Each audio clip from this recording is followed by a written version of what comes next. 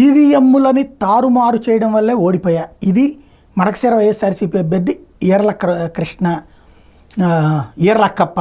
అట్లాగే ఈవీఎంల ట్యాంపరింగ్ మీదనే అనుమానాలు కారుమూరి నాగేశ్వరరావు. టోటల్గా ఓటమికి సాకులు ఎత్తుక్కునేటటువంటి పరిస్థితుల్లో ఈవీఎం అనే పదాన్ని పదే పదే వాడుతున్నారు. నేను చాలాసార్లు చెప్తున్నాను, ఈవీఎం అనేటువంటి దాన్ని ప్రాక్టికల్గా మాట్లాడుకుందాం. ఈవీఎంని ట్యాంపరింగ్ చేయాలంటే నరేంద్ర మోడీ 240 దగ్గర అవుతాడా? 400 వచ్చేసేది కదా. అప్పుడు 400 అనగానే ఈవీఎంలని మాట్లాడారు. అప్పుడు మరి స్వయంగా భారతీయ జనతా పార్టీ 240 దగ్గర ఎందుకు ఆగింది? రెండోది, పోనీ రాష్ట్ర స్థాయిలో చేయడం, కేంద్రం సహకారం లేకుండా రాష్ట్ర స్థాయిలో చేస్తారా?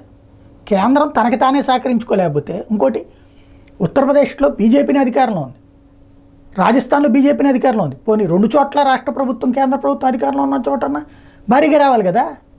మరి రాలేదే. సరే, బెంగాల్లో అంటే పోనీ రాష్ట్ర ప్రభుత్వం ఆడ చేతుంది. మరి ఆ లెక్కనైతే ఆంధ్రప్రదేశ్లో రాష్ట్ర ప్రభుత్వం వైసీపీ చేతిలోనే ఉంది కదా. అయినా ఎట్లా ఈవీఎంలు ట్యాంపరింగ్ అవుతాయి?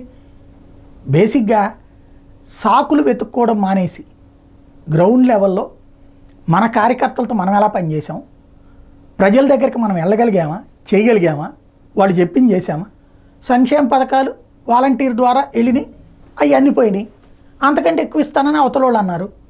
ప్రజలతో ఇంటరాక్షన్లో ప్రతి నాయకుడు విఫలమయ్యాడు. ఎందుకంటే ప్రజల దగ్గరకు వస్తే ఆ పను ఈ పని అడుగుతారు. రోడ్డు ఏమన్నో, కాలువ కట్టమన్నో, కరెంట్ ఏమన్నో, అవన్నీ ప్రభుత్వం ఈ ఎమ్మెల్యేలకి ఛాన్స్ ఇవ్వలేదు. కాబట్టి ప్రజలకి నాయకులు దూరం అయ్యారు, ప్రజలు శాంత పార్టీని దూరం పెట్టారు. ఇది వాస్తవం. దానికి ఇంకా వెనకాల ఇంకా చాలా ఉంటాయి. ఓటమి తర్వాత 100 కారణాలు దొరుకుతాయి. గెలుపులో ఉన్నటువంటి సందర్భంలో ఎవరికి అర్థం కావు. కాబట్టి ఇప్పుడు ముందు అవి మాట్లాడుకుంటే బాగుంటుంది, కానీ ఈవీఎంల గురించి మాట్లాడుకోవడం అనవసరం.